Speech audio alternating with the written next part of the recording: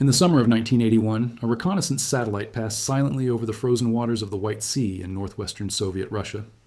The satellite, designated KH-11 and carrying the most advanced optical imaging systems ever placed in orbit, was part of America's most classified surveillance program. It captured thousands of photographs as it traced its path across Soviet territory. Most images showed nothing remarkable. Endless stretches of Arctic ice, military installations already catalogued and analyzed countless times, and the gray, forbidding expanse of the Soviet heartland. Intelligence analysts in Washington had processed millions of such images over the years, building a comprehensive picture of Soviet military capabilities. But one photograph from this particular satellite pass would change everything American intelligence officers thought they knew about Soviet submarine capabilities. The image was grainy, taken from hundreds of kilometers above the Earth's surface through layers of atmosphere that distorted and degraded the resolution. It showed the Sevmash shipyard in Severodvinsk, the most secretive naval construction facility in the Soviet Union. This shipyard had been under continuous American surveillance for decades. Every building had been catalogued, every crane tracked, every vessel under construction measured and analyzed. The analysts knew Sevmash intimately, or thought they did. And there, emerging from a massive covered construction hall that had been built specifically to hide its contents from overhead observation, was something that defied belief. The analysts at the National Photographic Interpretation Center in Washington initially thought the scale reference points were wrong. They recalculated using different methodologies. They cross-referenced with other imagery from different angles. They consulted engineers, naval architects, and submarine experts from across the intelligence community. They brought in specialists from the Office of Naval Intelligence and the Defense Intelligence Agency. The conclusion was inescapable. The Soviet Union had built the largest submarine in human history. The vessel in the photograph measured approximately 175 meters in length. To put that in perspective, it was longer than the Washington Monument is tall. It was nearly as long as 2 football fields placed end to end. It displaced more water submerged than an aircraft carrier did on the surface. And, according to intelligence assessments that would prove remarkably accurate, it carried enough nuclear firepower to destroy every major city on the American East Coast in a single salvo. If you find stories about Cold War secrets and military technology fascinating, take a moment to hit that subscribe button and like this video. Your support helps bring more incredible historical stories like this one to the channel. Now let us continue with this remarkable tale of submarines, satellites, and superpower rivalry. The story of how this submarine came to exist, and why American commanders refused to believe it was real for so long, begins in the early 1970s, when the Cold War arms race was reaching its most dangerous peak. Both superpowers had accumulated arsenals of nuclear weapons that seemed almost beyond comprehension. The United States possessed thousands of warheads mounted on intercontinental ballistic missiles, carried by strategic bombers, and deployed aboard submarines. The Soviet Union had matched this capability weapon for weapon. The world lived under a nuclear shadow that influenced everything from international diplomacy to popular culture. By 1970, both superpowers had achieved what strategists called mutually assured destruction, often reduced to its grimly appropriate acronym. Each nation possessed enough nuclear weapons to annihilate the other several times over. Military planners calculated megadeaths, a term that had entered the strategic vocabulary to describe casualties in the tens of millions. The weapons existed, the delivery systems were operational, and launch authority rested with a handful of individuals on each side. The margin for error was terrifyingly small. But there was a critical vulnerability in this terrible balance of power that kept military strategists awake at night. Land-based missiles, no matter how well protected in hardened silos buried deep underground, could theoretically be destroyed in a first strike. American war plans included extensive target lists of Soviet missile facilities. Soviet plans included similar lists of American installations. Bomber aircraft, while flexible, could be shot down by air defense systems or destroyed on the ground before they could take off. Every component of the nuclear triad had vulnerabilities that an enemy might exploit. The only truly survivable nuclear deterrent was one that could hide beneath the ocean waves, invisible to enemy surveillance, constantly moving and impossible to target, ready to retaliate even if every other weapon had been destroyed. A submarine armed with nuclear missiles could survive a first strike and respond with devastating force. This was the logic that drove submarine-launched ballistic missile development on both sides. The United States had pioneered this concept with its Polaris missile program in the 1950s and 60s. American engineers had overcome extraordinary technical challenges to place nuclear missiles aboard submarines. They had developed navigation systems accurate enough to hit targets thousands of kilometers away despite the submarine having no external references while submerged. They had created missiles small enough to fit in a submarine hull, yet powerful enough to destroy cities. They had trained crews to operate these complex systems through patrols lasting months. By 1970, American Polaris and Poseidon submarines prowled the world's oceans, each one carrying enough nuclear warheads to devastate an entire continent. The Soviet Union, despite its massive military and its priority on strategic nuclear forces, had struggled to match this capability. Soviet ballistic missile submarines were noisy, detectable by American sonar networks that stretched across the world's oceans. The sound quieting technologies that American submarines employed remained beyond Soviet engineering capabilities. Soviet submarines had to operate with the knowledge that American hunter-killer submarines were tracking them, ready to destroy them in the opening moments of any conflict. The missiles Soviet submarines carried presented additional limitations. They had shorter range than their American counterparts, forcing Soviet boats to operate relatively close to American shores where they were more vulnerable to anti-submarine warfare. The accuracy of Soviet missiles was lower, requiring larger warheads to destroy hardened targets, which in turn required larger and heavier missiles, which demanded larger submarines, which were more difficult to make quiet. Every technical limitation cascaded into others, creating a gap that Soviet engineers struggled to close. In 1971, Soviet Premier Leonid Brezhnev made a decision that would reshape the Cold War's undersea battlefield. He had been receiving increasingly pessimistic briefings from his naval commanders about the vulnerability of Soviet ballistic missile submarines. The Americans were too good at finding them. Too many Soviet submarines returned from patrol having detected American boats trailing them. In wartime, these submarines would likely be destroyed before they could launch their missiles, undermining the entire logic of submarine-based deterrence. Brezhnev authorized the development of a new submarine that would not merely match American capabilities, but would exceed them in ways that seemed almost impossible. The vessel would carry more missiles than any submarine ever built. It would operate in waters where American anti-submarine forces could not easily reach. It would be designed from the start for survivability, with multiple redundant systems and reserve buoyancy that would allow it to survive damage that would sink any other submarine. The project was designated Akula, the Russian word for shark. In the West, this would cause confusion for decades because NATO later used the name Akula for a completely different class of Soviet attack submarines. The massive ballistic missile submarines would eventually receive the NATO designation Typhoon, a name that suggested their immense power. The man chosen to lead this engineering challenge was Sergei Nikitich Kovalev, already the most accomplished submarine designer in Soviet history. Kovalev was born in 1919 and had devoted his entire career to Soviet naval architecture. He had worked on submarines since the 1940s, rising through the ranks of the design bureaus to become chief designer at the Rubin Central Design Bureau, the premier submarine design organization in the Soviet Union. He had created the Delta-class submarines, the backbone of the Soviet undersea nuclear force, vessels that had significantly closed the gap with American capabilities. His reputation for innovative solutions and willingness to challenge conventional thinking made him the obvious choice for this unprecedented project. But what the Kremlin was asking him to build now was something that had never been attempted by any nation. The Soviet leadership did not want incremental improvements. They wanted a decisive advantage, a submarine so capable that it would transform the strategic balance overnight. The requirement was staggering. A submarine capable of carrying 20 intercontinental ballistic missiles, each armed with multiple independently targeted warheads. The missiles themselves, designated R-39, were enormous.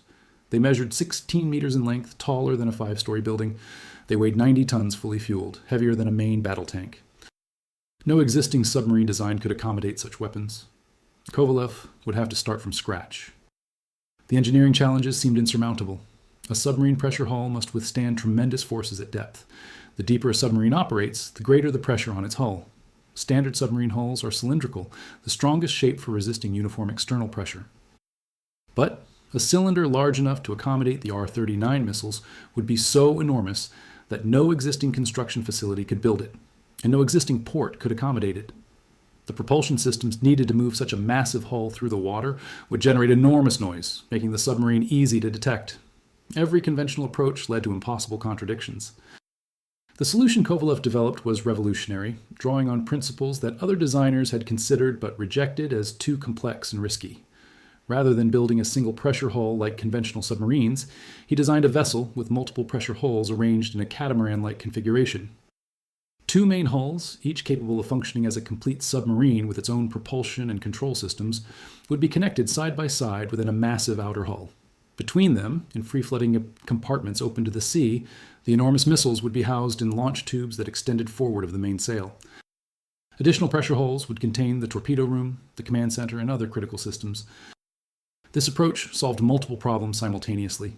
Each individual pressure hull was small enough to be constructed using existing techniques and facilities.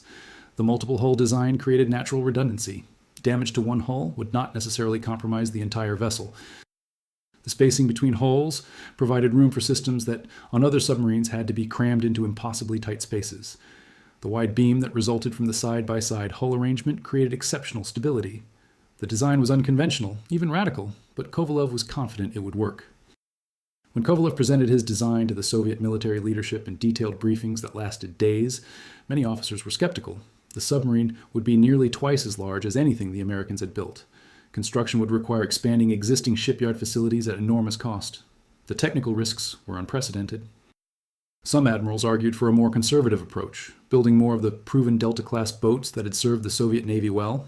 These vessels were understood, their problems were known, and their capabilities were reliable. Why take such risks on an untested design? But Kovalev had powerful supporters, including Admiral Sergei Gorshkov, the commander of the Soviet Navy, and one of the most influential military figures in the Soviet Union. Gorshkov had transformed the Soviet Navy from a coastal defense force into a blue water fleet capable of operating anywhere in the world's oceans. He understood that only a revolutionary design could give the Soviet Union a true undersea advantage. Incremental improvements would merely allow the Soviet Union to remain behind. Gorshkov threw his weight behind Kovalev's design, and the Kremlin approved the project for development. Construction began in 1976 at the Sevmash shipyard in Severodvinsk on the shores of the White Sea.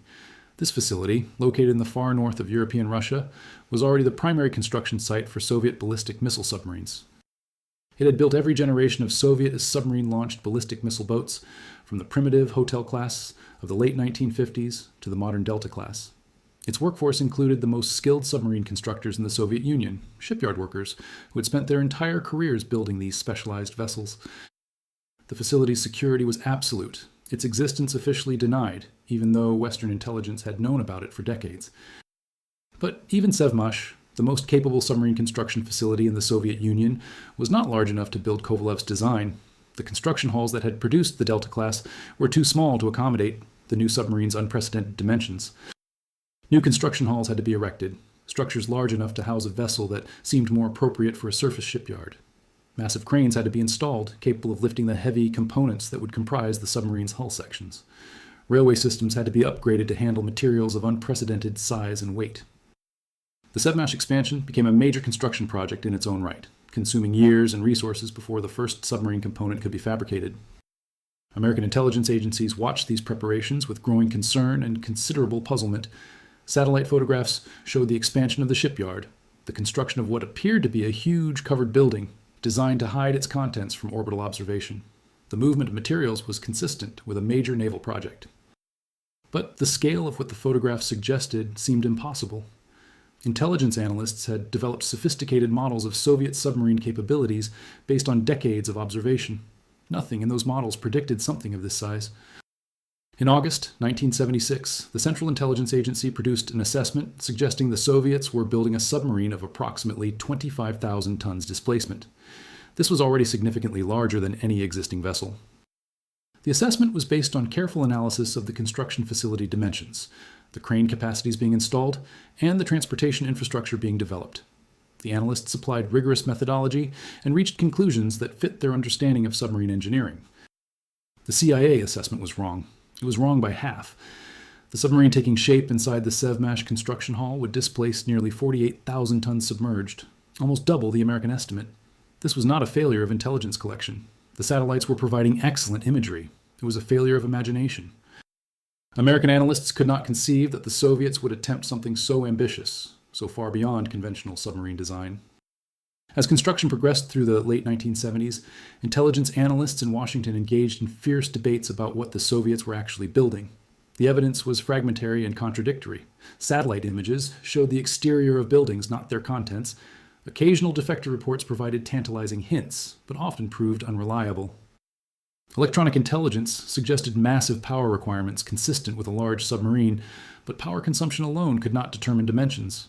Different agencies reached different conclusions, and the disagreements became increasingly heated. Some argued the satellite imagery was being misinterpreted, that the construction hall appeared larger than it was due to optical illusions, atmospheric distortion, or errors in calculation. They pointed to previous cases where initial size estimates had proven incorrect, Others suggested the Soviets were building multiple smaller submarines in the same facility, not a single massive vessel.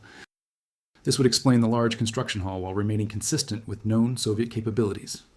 A few analysts insisted the entire project was an elaborate deception, designed to trick American intelligence into wasting resources tracking a phantom threat while the real Soviet submarine program proceeded elsewhere.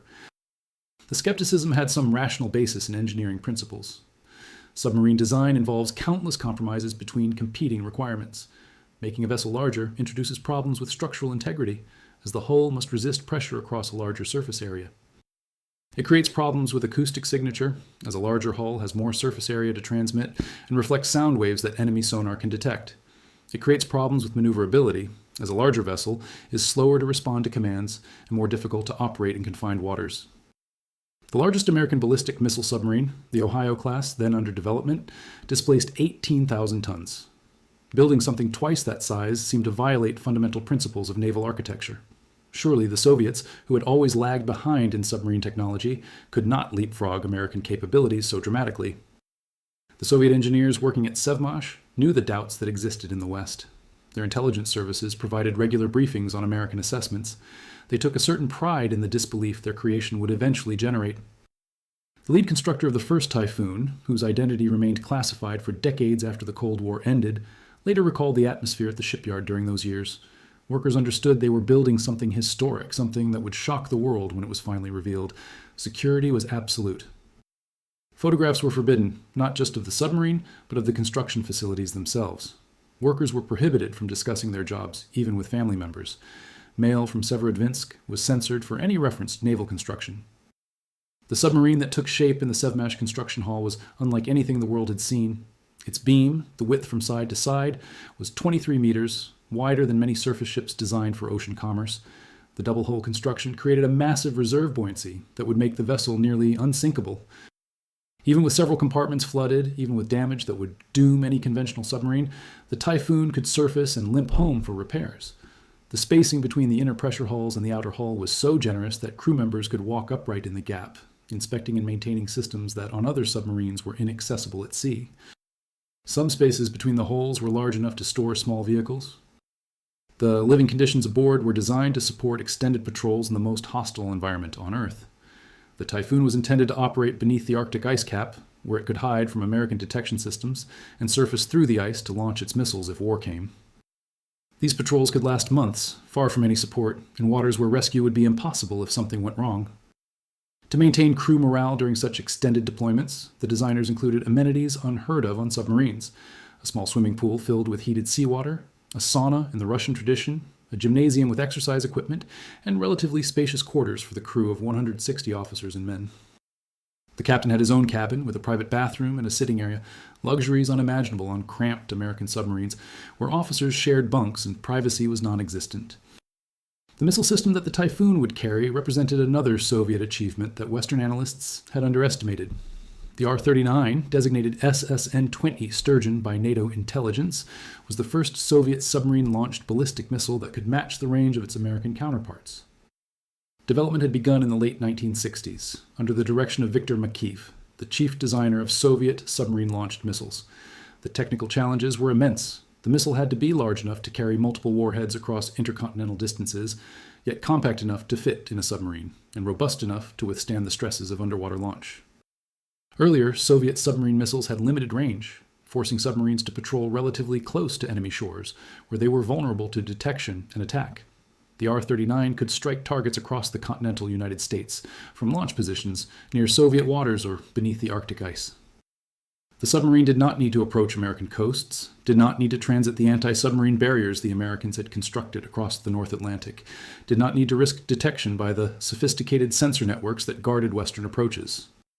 It could remain in waters the Soviet Navy controlled, protected by friendly air and surface forces, and still hold American cities at risk. Each R-39 missile carried 10 independently targeted warheads, each with a yield of 100 kilotons, roughly 7 times the destructive power of the bomb that destroyed Hiroshima. The 10 warheads could be programmed to hit separate targets across a large area, overwhelming any missile defense system. A single Typhoon submarine, with its 20 missiles, could destroy 200 separate targets in a single salvo. That destructive potential exceeded the entire strategic nuclear force of most nations. On September 23, 1980, the first Typhoon rolled out of the construction hall at Sevmash. The vessel, designated TK-208, was not yet complete. Systems remained to be installed, tests remained to be conducted, and the crew remained to be trained. The rollout was a carefully orchestrated event, timed for a period when American reconnaissance satellites were not overhead, and cloud cover provided additional protection from observation.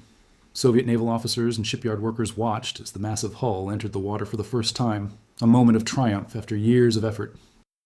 The Soviets could not keep their creation secret forever. Within weeks, intelligence reports were filtering back to Washington describing something extraordinary at Sevmash. Human sources reported rumors of a new submarine unlike anything previously built. Electronic intercepts suggested unusual activity in the White Sea. The fragments did not form a complete picture, but they generated intense interest in the American intelligence community. The full revelation came in the summer of 1981, when an American KH-11 reconnaissance satellite captured the photograph that would transform Western understanding of Soviet capabilities.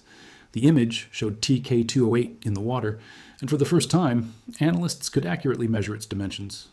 The submarine was 175 meters long. It displaced approximately 48,000 tons submerged.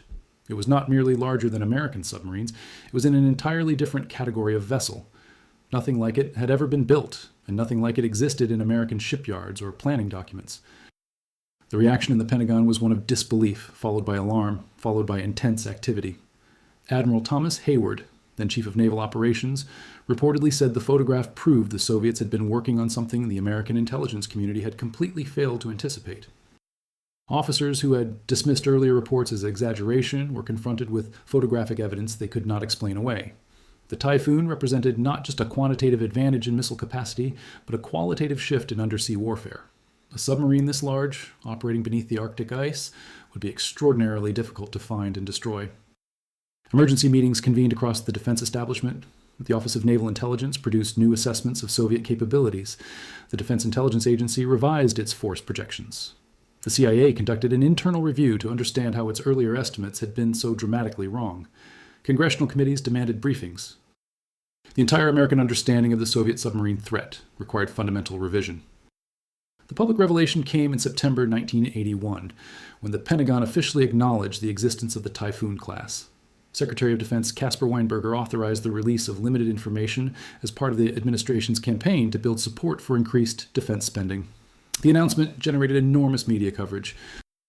Newspapers around the world published the limited information available, comparing the Typhoon's size to famous landmarks and describing its weapons capability in apocalyptic terms. Television news programs featured graphics showing the submarine's dimensions compared to familiar structures. For many civilians, the Typhoon became a symbol of the Cold War's most terrifying potential, massive machines of destruction hidden beneath the ocean, waiting for orders to end civilization. In Moscow, the reaction to the Western revelation was mixed. Some Soviet leaders were pleased that their technological achievement was finally being recognized. The Typhoon demonstrated that Soviet engineering could match and exceed Western capabilities in areas where it chose to concentrate resources. Others worried that the publicity would spur the Americans to intensify their anti-submarine warfare efforts. The Soviet Navy had built the Typhoon to be invisible, a silent sentinel beneath the polar ice. Now the whole world knew it existed. What the world did not know, and what would not become clear for years, was the extent of the program. TK-208 was not a prototype or a one-off experiment. The Soviet Union had planned to build a fleet of these massive vessels. By the time the first photograph leaked to the Western press, a second Typhoon was already under construction at Sevmash. A third would soon follow. The production line was established, the workforce trained, the supply chain operational. The Soviets intended to deploy enough Typhoons to fundamentally alter the strategic balance. The construction of each Typhoon was an industrial undertaking of enormous proportions. The pressure hulls alone required specialized steel that pushed Soviet metallurgical capabilities to their limits. The high-strength steel alloys needed to withstand deep diving pressures while remaining weldable were manufactured at dedicated facilities that produced nothing else. The welding had to be perfect. Any flaw in a submarine operating at depth could be catastrophic. X-ray inspection of every weld was standard practice. Workers who produced substandard work were immediately removed from the submarine program. The propulsion system consisted of two pressurized water reactors generating nearly 50,000 horsepower, enough to push the massive hull through the water at a submerged speed of approximately 25 knots. The reactors were based on designs proven in previous Soviet submarines, but scaled up significantly to meet the Typhoon's power requirements. Each reactor had independent safety systems and could be shut down without affecting the other. The steam generated by the reactors drove massive turbines connected to twin propellers designed to minimize cavitation, the formation of bubbles that creates noise and reveals a submarine's position. The implications for nuclear strategy were profound. With the Typhoon class, the Soviet Union possessed a survivable second strike capability that could devastate the United States even after a successful American first strike against Soviet land-based forces. This was precisely the deterrent effect Soviet planners had intended. The Typhoon was not designed for fighting a war. It was designed to prevent one by making the consequences of nuclear conflict too terrible to contemplate. Any American president considering a first strike would have to accept that Soviet submarines would survive to retaliate, that American cities would burn regardless of how successful the initial attack might be. American defense planners responded with a massive expansion of anti-submarine warfare capabilities.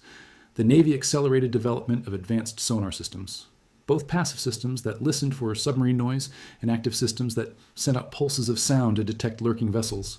More crews were trained in submarine hunting, more ships and aircraft dedicated to the anti-submarine mission. The network of underwater listening posts that monitored submarine movements worldwide, the SOSA system that stretched across the North Atlantic and other strategic waters, was upgraded and expanded. Finding a Typhoon would be extraordinarily difficult, but it had to be attempted. The acoustic characteristics of the Typhoon became a subject of intense analysis. Contrary to what the vessel's size might suggest, it was not particularly noisy by Soviet standards. The double-hull construction provided natural sound isolation, with the outer hull absorbing and dampening vibrations from machinery inside.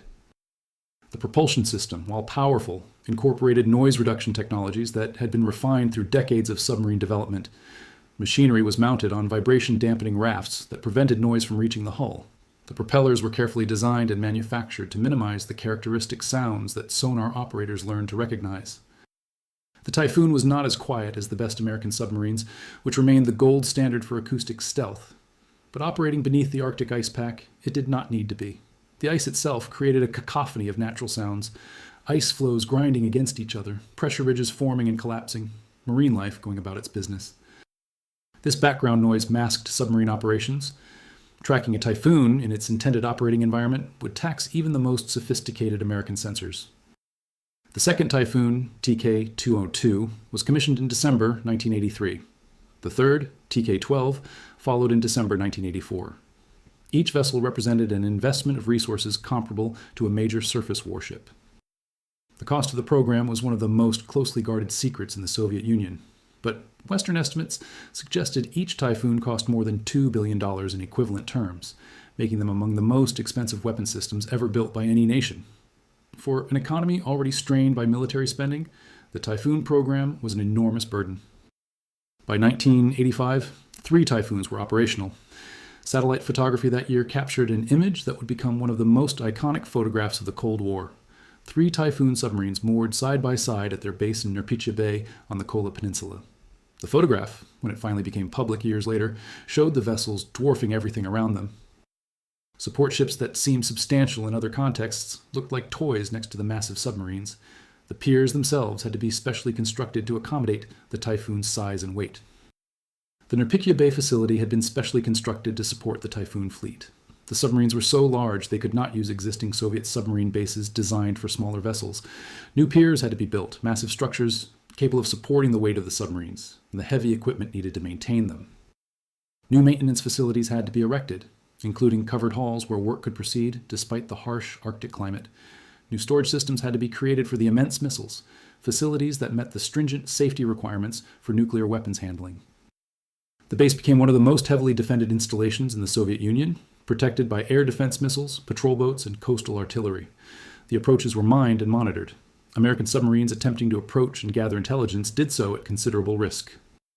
Several close encounters occurred during the Cold War years, though details remained classified on both sides. The cat-and-mouse games beneath Arctic waters were among the most dangerous operations either Navy conducted. The fourth Typhoon, TK-13, entered service in December 1985. The fifth, TK-17, followed in November 1986.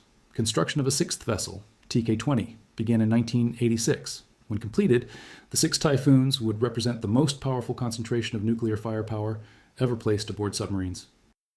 Together, they could carry 120 intercontinental ballistic missiles armed with 1,200 nuclear warheads. The destructive potential was almost beyond comprehension, enough to destroy every major city in the United States and Western Europe with weapons to spare. But even as the Typhoon fleet reached its maximum strength, the forces that would eventually doom it were already at work. The Soviet economy, burdened by decades of military spending and fundamental structural problems that Marxist ideology could not solve, was beginning to crack. Agricultural production was stagnant, consumer goods were scarce, industrial output was increasingly inefficient. The system that had built the Typhoons was consuming itself. When Mikhail Gorbachev came to power in 1985, he inherited a system that was spending perhaps a quarter of its entire gross domestic product on defense. The exact figure was a state secret, but Western estimates range from 20 to 30% of GDP devoted to military purposes. The Typhoon program, while militarily impressive, epitomized the unsustainable burden the arms race placed on Soviet society. Resources that might have improved civilian living standards, modernized Soviet industry, or addressed pressing social problems instead went into building weapons that everyone hoped would never be used. The sixth and final Typhoon, TK-20, was commissioned in September 1989. By that point, the political landscape had transformed almost beyond recognition. The Berlin Wall would fall just 2 months later, the most dramatic symbol of the Cold War's end. The Soviet Union itself would cease to exist within 2 years, dissolving into 15 independent republics amid economic collapse and political upheaval. The Typhoon fleet, built to fight a war that never came, would face an uncertain future in a world that had changed faster than anyone anticipated. The early 1990s were desperate times for the Russian Navy, the successor to the Soviet fleet. Funding collapsed. Sailors went months without pay. Ships rusted at anchor for lack of maintenance. Skilled personnel left for civilian jobs that actually provided income. The Typhoon fleet, the most expensive and complex submarines ever built, required continuous investment to remain operational. That investment was no longer available. The R-39 missiles that the Typhoons carried presented a particular problem. The missiles had been manufactured at a facility in Dnipropetrovsk, Ukraine, which was now an independent country with its own economic chaos and political complications. Production of new missiles ceased. The supply chain that had provided components and maintenance support was severed by new international borders. Existing missiles began to age past their designed service lives. A Typhoon without its missiles was an enormously expensive vessel with no strategic purpose. One by one, the Typhoons were withdrawn from active service. TK-12 was the first to go, decommissioned in 1996. TK-202 followed in 1997. The remaining vessels lingered in various states of readiness, occasionally conducting patrols, but increasingly serving as symbols of a capability that Russia could no longer afford to maintain. The American government watched this decline with a mixture of relief and concern. Relief because the Typhoon threat was fading without a shot being fired. Concern because the collapse of Russian military capability created its own dangers, particularly the risk that nuclear materials or expertise might fall into the wrong hands. The Soviet system, whatever its flaws, had maintained strict control over nuclear weapons. The chaos that followed its collapse created new vulnerabilities. The Cooperative Threat Reduction Program, established in 1991 under the sponsorship of Senators Sam Nunn and Richard Lugar, provided American funding to help Russia safely decommission nuclear weapons and their delivery systems. Under this program, several Typhoons were dismantled with American financial assistance. The process was complex and dangerous. The reactor compartments had to be safely removed and stored, their radioactive fuel secured against theft or accident. The missile compartments had to be destroyed in ways that prevented any possible future use. The hulls had to be cut apart and disposed of properly. Each decommissioning took years and cost tens of millions of dollars. By 2005, only 3 Typhoons remained in any form of service: TK-17, TK-20, and TK-208, the original vessel of the class. Even these survivors were shadows of their former selves. TK-17 and TK-20 had their missile compartments modified to test a new generation of submarine-launched ballistic missiles, the Bulava, intended for newer submarine classes. TK-208, renamed Dmitry Donskoy after a medieval Russian prince who had defeated the Mongols, became a dedicated test platform, stripped of operational missiles entirely. The fate of TK-208 became a source of particular interest to submarine enthusiasts and historians. As the first Typhoon and one of the few survivors, it represented a direct link to the height of Cold War submarine development. Russian naval officials occasionally made statements suggesting the vessel might be preserved as a museum, a monument to Soviet engineering achievement. But the practical challenges were immense. A museum ship requires continuous maintenance and substantial funding. The Typhoon's nuclear reactors, even after defueling, posed ongoing contamination concerns. The vessel was simply too large and complex for easy preservation. The story of the Typhoon class reflects broader truths about the Cold War and the arms race that defined it. Both superpowers built weapon systems of unprecedented destructive power, each convinced that only overwhelming force could prevent war. The Typhoon was the ultimate expression of this logic, a vessel designed to survive any attack and retaliate with civilization-ending force. That such a weapon was deemed necessary says much about the fear and suspicion that characterized the era. Yet the Typhoon also represents remarkable human achievement. The engineers and workers at Sevmash built something that had never been attempted before. They solved problems of metallurgy, hydrodynamics, and nuclear engineering that pushed the boundaries of what was considered possible. They created a vessel that functioned reliably in the most demanding operating environment imaginable. Whatever one thinks of the purpose the submarines served, the technical accomplishment cannot be denied. The submarines also inspired one of the most famous works of Cold War fiction. Tom Clancy's 1984 novel, The Hunt for Red October, featured a Typhoon-class submarine whose captain, played memorably by Sean Connery in the 1990 film adaptation, attempts to defect to the United States. The novel, Clancy's first, established him as the master of the techno-thriller genre. His portrayal of submarine warfare was largely accurate in technical terms, reflecting months of research into naval matters. The fictional Red October was equipped with a revolutionary silent propulsion system called a Caterpillar drive, a detail that highlighted real Western concerns about Soviet submarine capabilities and imagined how those capabilities might evolve. The intelligence failures surrounding the Typhoon's development offer lessons that remain relevant today. American analysts had extensive satellite coverage of the Soviet Union. They tracked shipyard expansions and construction activity in real time. They had access to human intelligence sources within the Soviet system. Yet they persistently underestimated what the Soviets were building. This was partly a failure of imagination. Analysts could not conceive that the Soviets would attempt something so ambitious. It was partly a failure of analysis. Evidence that contradicted existing assumptions was dismissed or explained away. The same failures have appeared in other intelligence assessments before and since. The photograph that revealed the Typhoon's true scale became a watershed moment for American intelligence. It demonstrated that even the most sophisticated surveillance systems could miss the obvious if analysts were not prepared to believe what they saw. The intelligence community undertook extensive reviews of how the Typhoon's size had been so dramatically underestimated. Procedures were revised to encourage analysts to consider unlikely possibilities. Red teams were established to challenge prevailing assumptions. New analytical techniques were developed to prevent mirror imaging, the tendency to assume adversaries think and act as we would. Whether these changes were sufficient to prevent similar failures in other contexts remains debated. For the Soviet Union, the Typhoon represented both triumph and tragedy. The submarines demonstrated that Soviet engineering could match and even exceed Western capabilities in specific areas. They provided a nuclear deterrent that helped maintain strategic stability during the Cold War's final dangerous years. But they also consumed resources that might have been better spent on economic development, education, or public welfare. The Typhoon fleet contributed to the military burden that ultimately helped bring down the Soviet system. The Cold War ended not with the nuclear exchange the Typhoons were built to prevent, but with the peaceful dissolution of one of the superpowers. The weapons that were supposed to guarantee survival were never used. Whether this outcome validates or undermines the logic of deterrence remains a matter of debate among strategists and historians. What seems clear is that the world came close enough to disaster on multiple occasions that survival cannot be attributed entirely to rational calculation. Today, the few remaining Typhoons await their final disposition. The Russian Navy, struggling with budget constraints and newer priorities, has little use for vessels designed for a conflict that ended 3 decades ago. Plans to modernize the surviving hulls have been repeatedly announced and repeatedly postponed.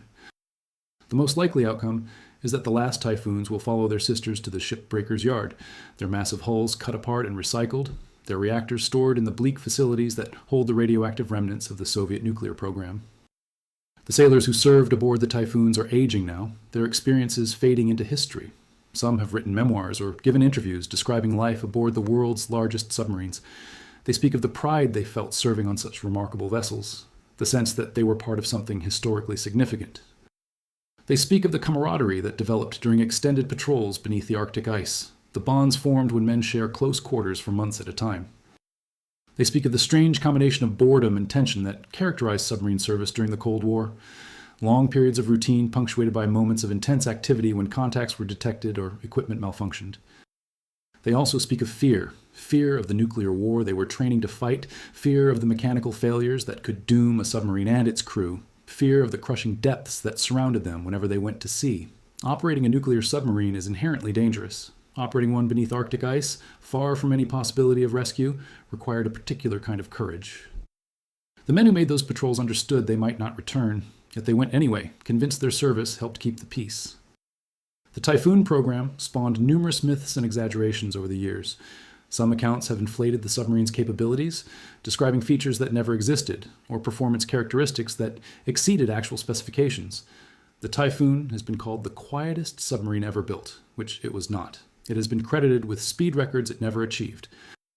The swimming pool aboard has been described as Olympic-sized, when in reality it was barely large enough for a few people to splash around. Other accounts have dismissed the Typhoons as white elephants, costly failures that never worked properly. This too is inaccurate. The Typhoons functioned as designed and served effectively throughout their operational careers. The truth lies somewhere between these extremes. The Typhoons were remarkable engineering achievements that fulfilled their intended purpose, providing the Soviet Union with a survivable nuclear deterrent. They were also expensive, complex, and ultimately unsustainable, casualties of the economic collapse that ended the Soviet experiment. They were built to deter a war that never came, and in that sense they succeeded. Whether they were worth the cost, whether the resources devoted to them might have been better spent, are questions that admit no easy answers.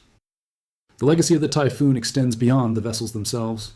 The engineering techniques developed for the program influenced subsequent Russian submarine designs. The double hull approach pioneered on the Typhoon has been adapted for other purposes. The operational procedures refined during Typhoon patrols shaped Russian naval doctrine.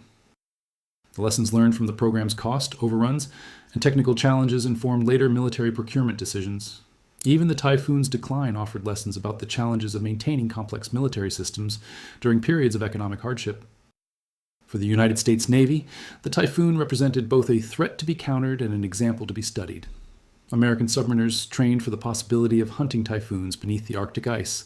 American engineers analyzed every scrap of information about the vessel's construction and capabilities. American strategists incorporated the Typhoon threat into war plans and force structure decisions. When the threat faded, American submarine development shifted to other priorities. But the experience of confronting such a formidable adversary shaped the submarine force for decades. The satellite photograph that revealed the Typhoon's true scale hangs today in various military museums and intelligence community offices.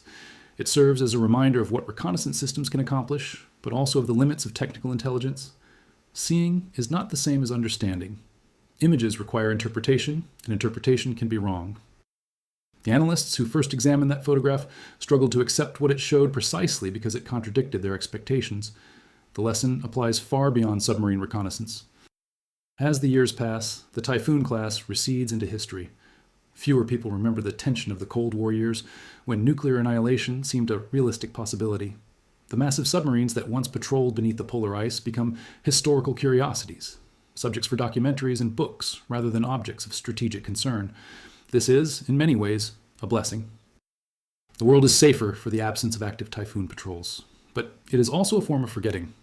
The Cold War shaped the modern world in ways that continue to resonate. Understanding that era, including the extraordinary machines it produced, helps us understand the present.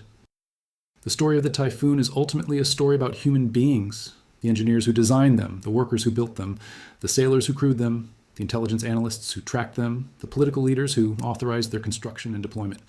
These individuals, on both sides of the Cold War divide, were caught up in a conflict not of their making. They did their jobs, followed their orders, and hoped that the weapons they created would never be used. That hope was fulfilled.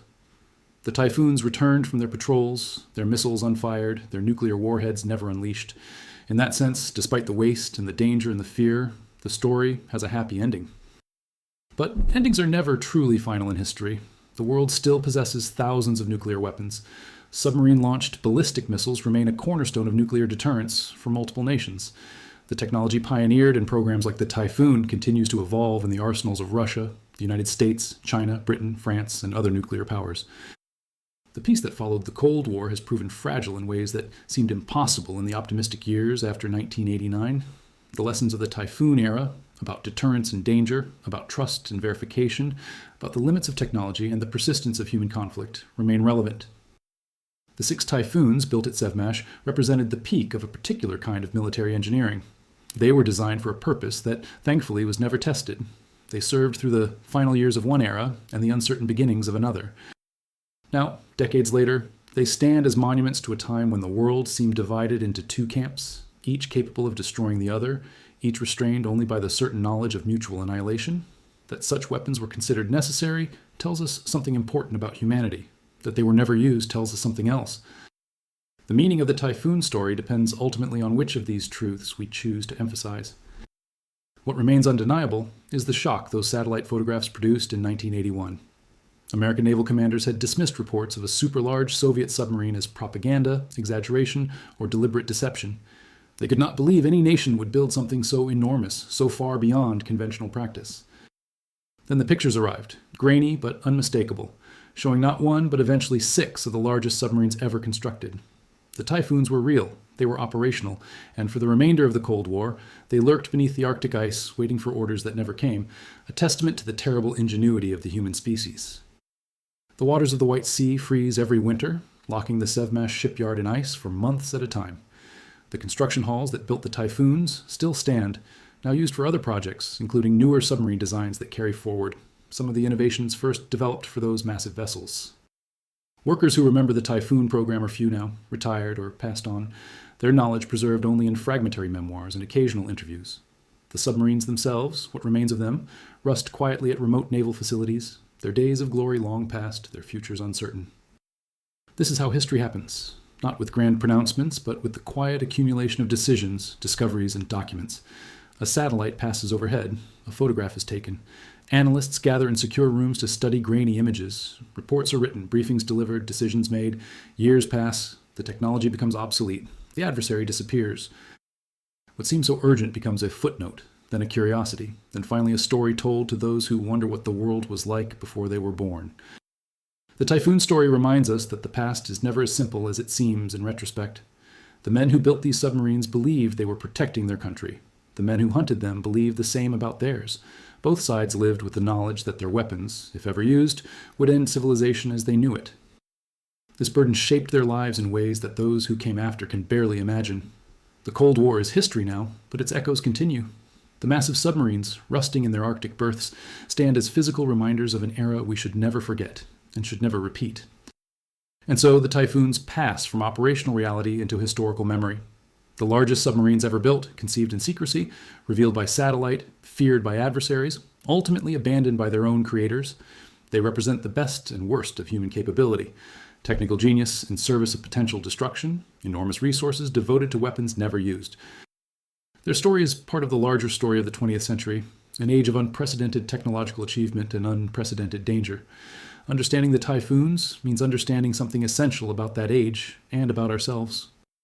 The question remains whether the lessons of the Typhoon era have been truly learned. Nuclear weapons still exist in quantities sufficient to destroy civilization. Submarine-launched ballistic missiles still patrol the world's oceans, hidden from detection, ready to launch on command. The logic of deterrence, however terrifying, still shapes strategic planning in multiple capitals. The Cold War ended, but the technologies and doctrines it produced did not. The Typhoons may be gone, but their descendants, in one form or another, continue to serve. The story is not yet finished. It may never be.